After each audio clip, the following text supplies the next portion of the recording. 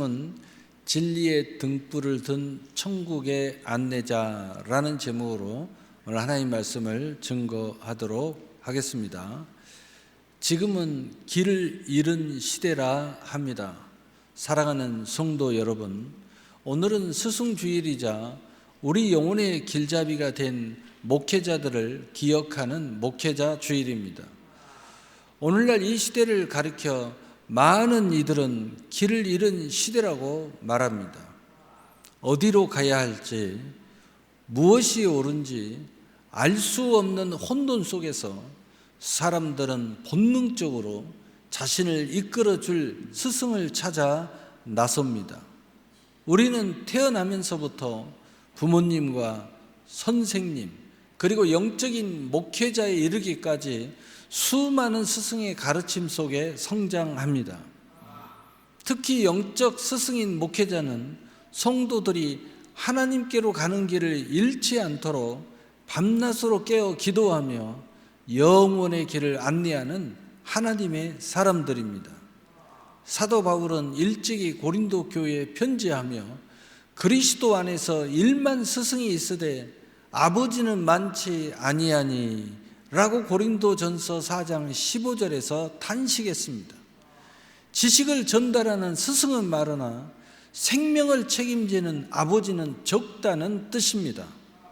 무엇이 진짜인지 가짜인지 분간하기 힘든 이 혼돈의 시대에 오늘 말씀을 통해 우리가 따라야 할 기쁨의 목회자와 우리가 함께 걸어가야 할 천국의 순례의 길을 나누고자 합니다. 첫째로 현실 속에 나타나고 있는 거짓 스승들의 유혹입니다. 먼저 우리는 우리가 직면한 서글픈 현실을 직시해야 합니다.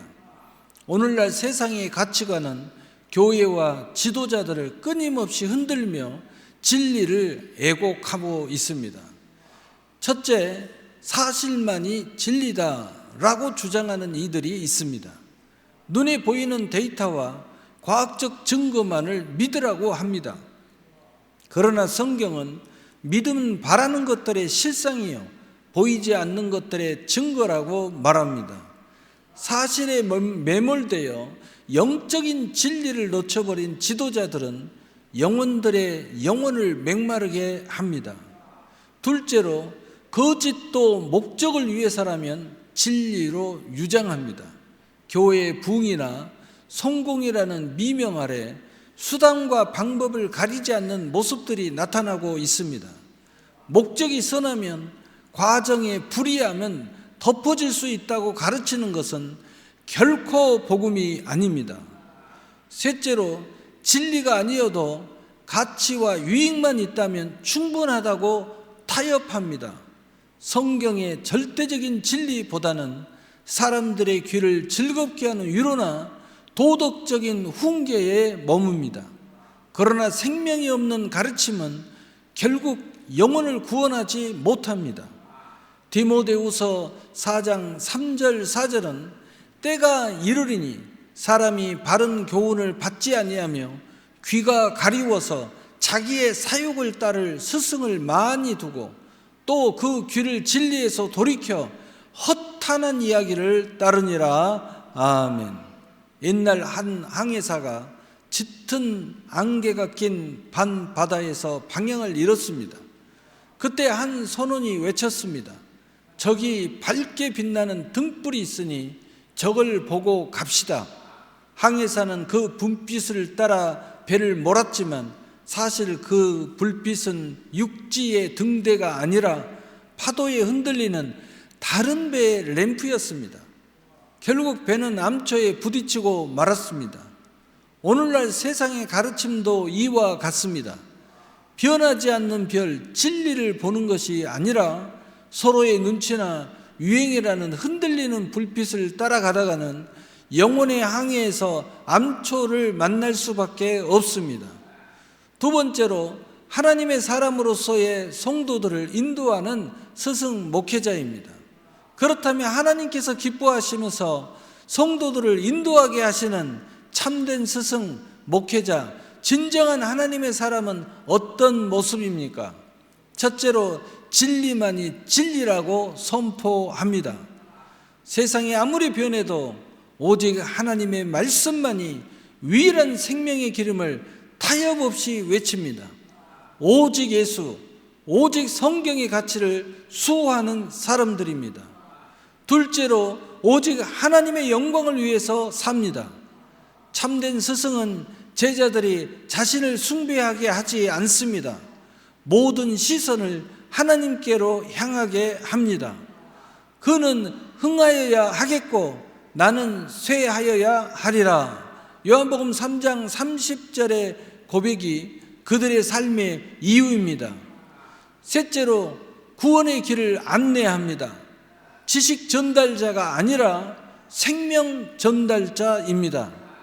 한 영혼이 죄에서 돌이켜 그리스도께로 돌아오는 그 감격을 위해 자신의 진액을 쏟아 붓는 이들이 바로 주님이 세우시고 사랑하시는 목회자들입니다. 고린도후서 4장 5절은 우리가 우리를 전파하는 것이 아니라 오직 그리스도 예수의 주 되신 것과 또 예수를 위하여 우리가 너희의 종 된 것을 전파함이라. 아멘. 세계적인 피아니스트 뒤에는 항상 악보를 넘겨주는 페이지 터너가 있습니다. 그는 연주자보다 돋보여서는 안 됩니다.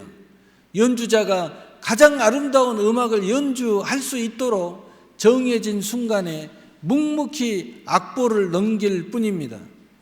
연주가 끝나고 관객들이 기립박수를 칠 때 그는 조용히 무대 뒤로 사라집니다. 참된 하나님의 사람들이 바로 이와 같습니다. 자신을 드러내는 데 목적을 두지 않고 모든 영광을 하나님께 돌리며 성도들이 하나님 앞에서 가장 아름다운 찬양의 삶을 살도록 묵묵히 진리의 악보를 넘겨주며 옳은 길로 나아가도록 말씀과 기도하는 주의 종들입니다. 셋째로 우리가 함께 걸어가야 할 천국 순례의 길입니다. 이러한 혼란의 시대 속에서 우리 성도들은 어떤 길을 걸어가야 하겠습니까? 특별히 목회자 주일을 맞아 목회자와 성도의 관계를 조명해 봅니다. 첫째로 진짜 하나님의 사람들을 귀히 여기십시오.